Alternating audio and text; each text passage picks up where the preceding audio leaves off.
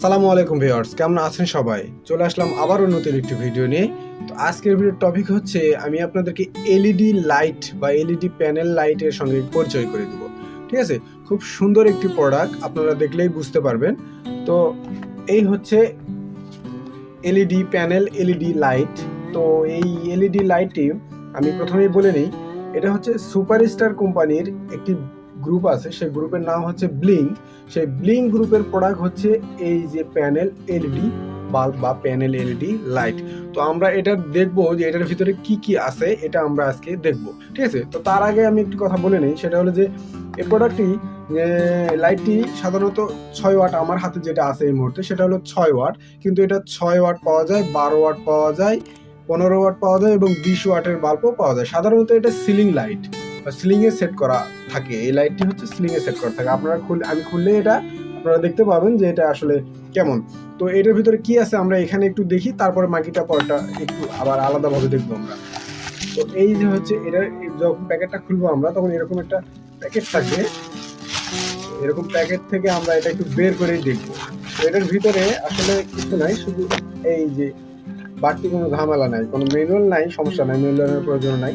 এখানে একটা কার্ড দেওয়া আছে, এই কার্ডটা আমি আমার স্ক্রিনে দিয়ে দিচ্ছি, আপনারা সেখান থেকে দেখে নিতে পারবেন। তো এই হচ্ছে বাল্ব, দুই পাশে দুটা খুব সুন্দর জিনিস দেওয়া আছে, এটা দিয়ে আটকানো জিনিস বলতে এটা লক। এই লকগুলো দিয়ে আপনারা সিলিং এ সুন্দরভাবে আটকা দিতে পারবেন এবং আলো খুব সুন্দর হয়। ঠিক আছে? এই যে এরকম সিস্টেম। তো এখান থেকে এটা খোলা যায়, সমস্যা নেই, এটা খুলে আলাদা করা যায়, আবার এখানে লাগানো যায়। তবে হ্যাঁ, এখানে প্লাস মাইনাসের চিহ্ন দেওয়া আছে, প্লাস মাইনাস সেটা দেখেই এখানে পুশ করতে হবে বা লাগাতে হবে। ঠিক আছে? এই হচ্ছে প্রোডাক্ট।